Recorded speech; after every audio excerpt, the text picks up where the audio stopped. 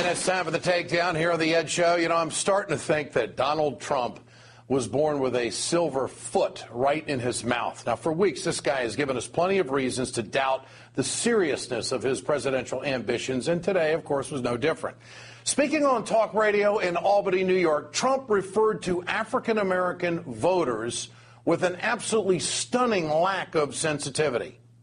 I have a great relationship with the blacks. I've always had a great relationship with the blacks. But unfortunately, it seems that, the numbers that you cite are very, very frightening numbers. Hang on now. Did Trump really just casually refer to the African-American community as the blacks? This is a guy who says he wants to be president, and he thinks it's okay to call African-Americans the blacks? That is so insensitive and ridiculous. I have to wonder if he actually meant what he said.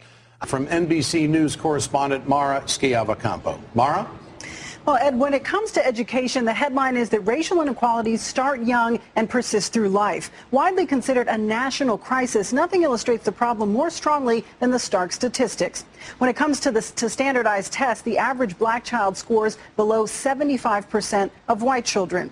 In 2009, only 12% of black male students performed at or above proficiency levels in national fourth grade reading tests, compared to 38% of white males nationwide. One report found only 47% of black males graduated from high school in 2008. Now, these problems with education ultimately lead to problems in employment. It's projected that 70% of black adults won't have the required education for a huge chunk of new jobs that will be created in the next few years. And then there's the question of historically black colleges and universities. Does their tradition of excellence and cultural importance reverse these awful trends?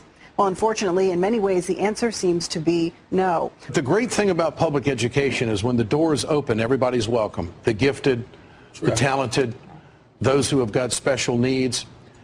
With that being cut and a challenged home life, and you look at the statistics that Mara was just throwing out there, it looks like black people in America are being left behind.